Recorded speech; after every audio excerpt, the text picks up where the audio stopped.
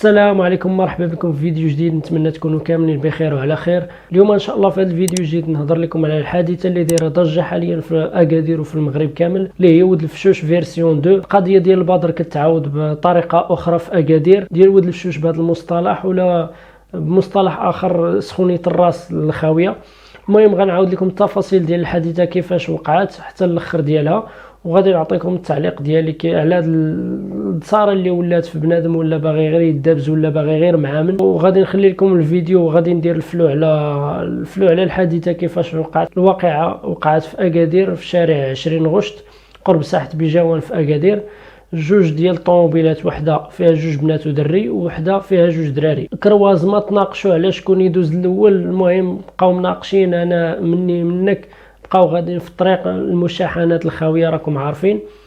المهم هادوك جوج بنات والدري غاديين البوست اللي قريب للشارع واد سوس، غادي ليه باش يديكلاريو بهذيك الطوموبيله انهم ديرونجاتهم ودارت لهم المشكل، وتيسب فيهم السيد سكران اللي معاه، سكران ماشي الشيفور اللي معاه. غنعاود لكم ونعطيكم واحد المعلومه اخرى حتى هي. المهم بقاو غاديين قربوا البوست، حطوا الطوموبيل هابطين على رجليهم. سبقات وحده في دوك البنات سبقات، الاخرين جايين تابعينهم. واحد تيطلب في دوك الدريه والبنات، وواحد الدري تا هو غير دايز من تما، تيحاولوا يرطبوا القضيه باش صافي يحيدوا داك المشكل. هبط داك اللي سكران في بلاصه الشيفور، ديمار الطوموبيل جاي في الشارع، دار لهم هما غاديين في التروطوار حدا البوست ديال البوليس نيت. المهم كنعاود لكم ونطلع لكم الفيديو حدايا.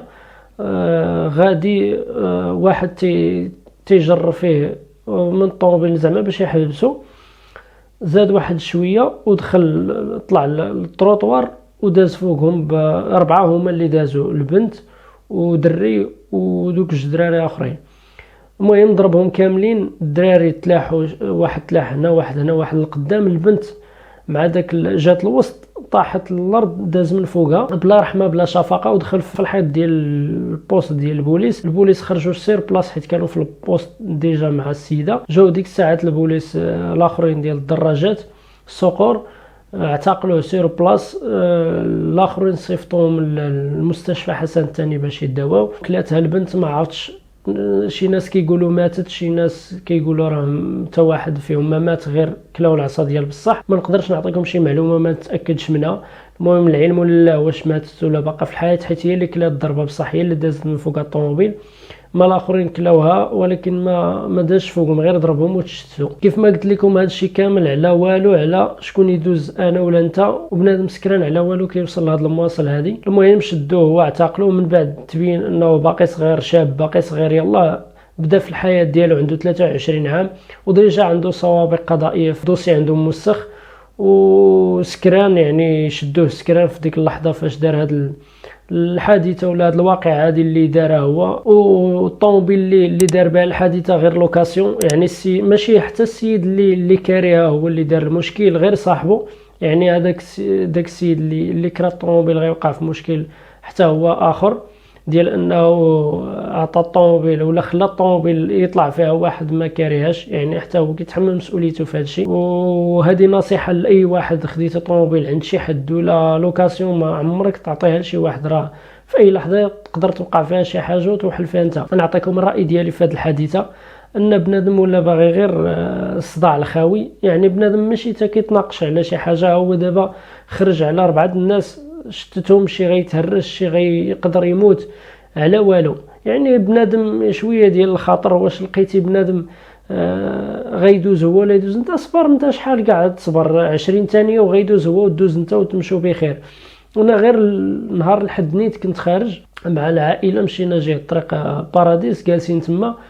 واحد مول الطاكسي جايب شي قور راجع بهم من باراديس، وواحد مول الغولف تناقشوا حيت ديك الطريق مضيقه شويه، خص واحد يهبط وواحد يهبطوا شويه، حيت هذاك الطاكسي جاي من جهه الجبل ما عنده فين يمشي، يعني مول الغولف خاصو يهبط واحد شويه باش يدوز.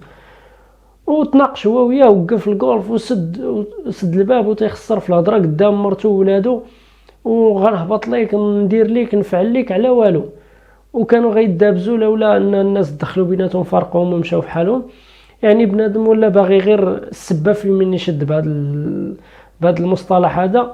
ما عرفتش علاش، واش سخونيه الراس، واش فشوش، واش تصارى، واش تبرهيش، واش المهم ما عرفتش علاش بنادم ولا كيدير هكا. كيف ما قلت لكم ما عرفتش بنادم علاش ولا كيدير هذا التبرهيش هذا بهذا المصطلح هذا، حيت هذا تبرهيش كيف ما كنقولوا سخونيه الراس كترجع غير بالبروده من بعد. بنادم دابا على 20 ثانيه ولا دقيقه كاع تصبرها يصدق غادي للحبس، ووالديه دابا اللي غياكلوا العصا، والدين دوك الناس تا هما اللي ضربوا كلاو العصا. شوف كاين اللي غتخليه دابا باعاقه مستديمه، وكاين اللي غادي يموت فيها. المهم انا ما عنديش معلومات صحيحه على البنت واش ماتت ولا لا، لكن الضربه كيف ما شفتوا في الفيديو راه قاصحه، هي اللي جات الوسط داز من فوقها. المهم نخلي لكم الفيديو تشوفوه كامل، وخلوا لي انتم التعاليق ديالكم على هذه الحادثه. اش بان لكم في هاد ولاد الفشوش بهذا المصطلح اللي اطلق عليهم بانهم ولاد الفشوش؟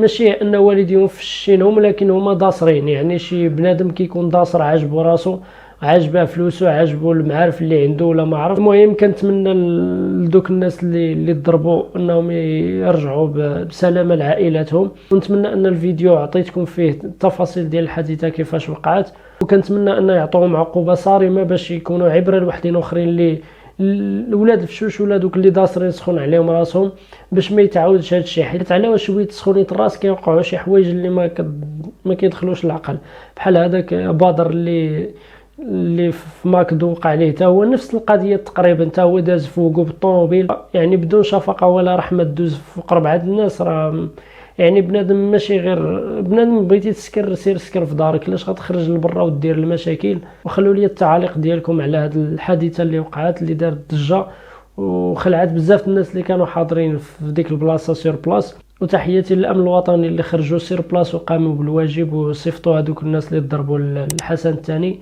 المهم هادشي اللي كاين في هذا الفيديو، تهلاو في راسكم.